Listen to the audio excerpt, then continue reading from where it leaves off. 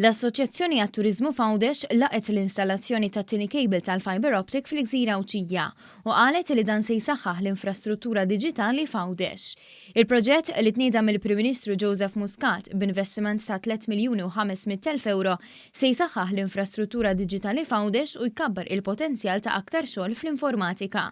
F'kummenti ma' One News, il-kap eżekuttiv tal-GTA Joe Muscat qal li bi proġetti bħal dawn jiżdied il-potenzjal għall-investiment privat u ta' impjiegi fis-settur tal-informatika.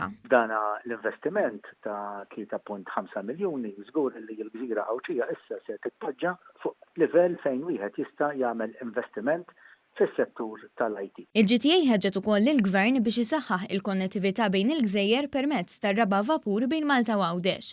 Dan flimkien mal-introduzzjoni tas-servizz tal-Fast Ferry kif ukoll link bl-ajru bejn Għawdex u l-Ajruport Internazzjonali ta' Malta.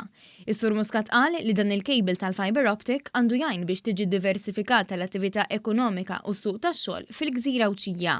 Nixtieq ukoll naraw li l-Gżira tibda tiddiversifika l-ekonomija tagħha u tmur fuq ċertu setturi li jistgħu jgħinuna li jiġi l-investiment barrani kif ukoll inżommu il-ħaddiema Għawdxin jaħdmu fil-Gżira tagħna.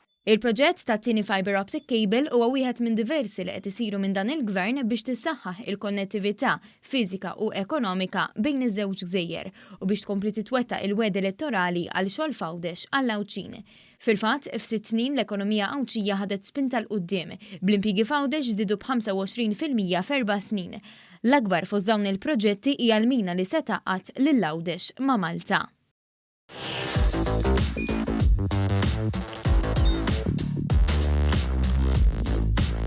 Idħol fuq one.com.mt u hemmhekk tista' tara l-programmi kollha li jxandru fuq One permezz ta' One Play.